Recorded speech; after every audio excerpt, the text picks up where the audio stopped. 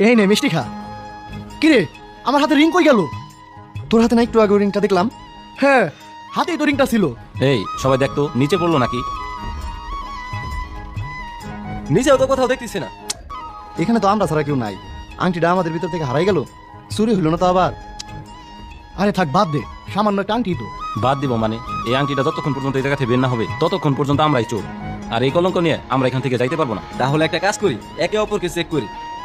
আরে তোরা এইসব বাদ দে না ভাই, আমি হয়তো আংটিটা কোথাও ফেলে আসছি, এইখানে আমরা আনন্দ করতে আসছি, আনন্দ করি। না ভাই, একটু আগেও তো তোমার হাতে আমি আংটিটা দেখছি। তাহলে আমরা আর দেরি না করি, একে অপরকে চেক করা শুরু করে দিই। নাই তো। তুই এইভাবে দাঁড়াই রয়েছিস কেন? সামনে আয়, তোরেও চেক করি। আমি তো কিছু করি নাই, আমার চেক করবি কেন? এখানে তো সবাইকে চেক করলাম, তো তোকে চেক করবো না? আমি যেহেতু নেই চোর সন্দেহে আমি নিজের চেক করতে দিতে পারি না।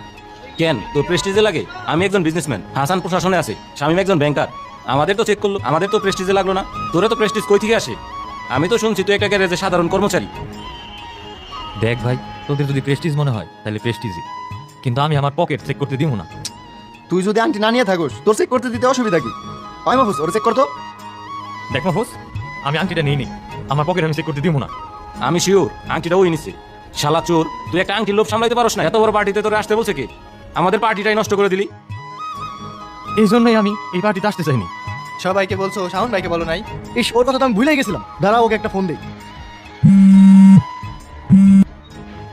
হ্যাঁ রাইহান ক। বন্ধু কি খবর, কই তুই? আছি তো ভালোই, আমি তো কাজে আইছি রে। বন্ধু আমার তো প্রমোশন হয়েছে, তাই আমি একটা পার্টি থ্রো করতেছি, তোর কিন্তু আসতেই হবে। যাক অভিনন্দন। তো কারে কারে কইছস? কে কে আসবো? বাইরের কেউ না, সব আমরা ফ্রেন্ড সার্কেল। ফ্রেন্ড সার্কেলের সবাই আসবো?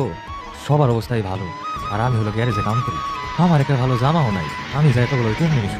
তুই কি বলতেছো সেইগুলা? আর্থিক অবস্থা একজনের ভালো থাকতে পারে, খারাপও থাকতে পারে, সবই আমরা বন্ধু বান্ধব, এখানে পজিশন দেখে লাভ নাই।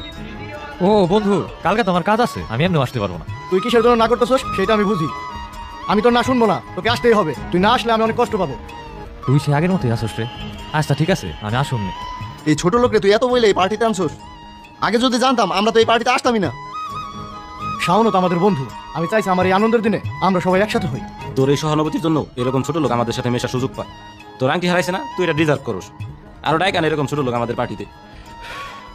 বন্ধু কিভাবে যে তোর এই কথাটা বলি, তুই যদি ভুল করে আংটিটা নিয়ে থাকোস তাহলে বের করে দিয়ে দে। এই আনন্দের মুহূর্তে গেঞ্জাম আর ভাল লাগতেছে না। ভুল তো মানুষেরই হয়, আমরা তোকে কিছু বলবো না। তোরা যদি মনে করস আমি আংটিটা নিছি, তাহলে আমি চোর, কিন্তু আমি আমার পকেট চেক করতে দিব না। এখনো তুই কথা বলতেছোস? তোর মায়ের বড় গলা। তোর সাথে শুধু মিশতাম রায়হানের কারণে। তুই আজকে যে ঘটনাটা ঘটাইলি, তোর সাথে কোনো সম্পর্ক নেই আমাদের।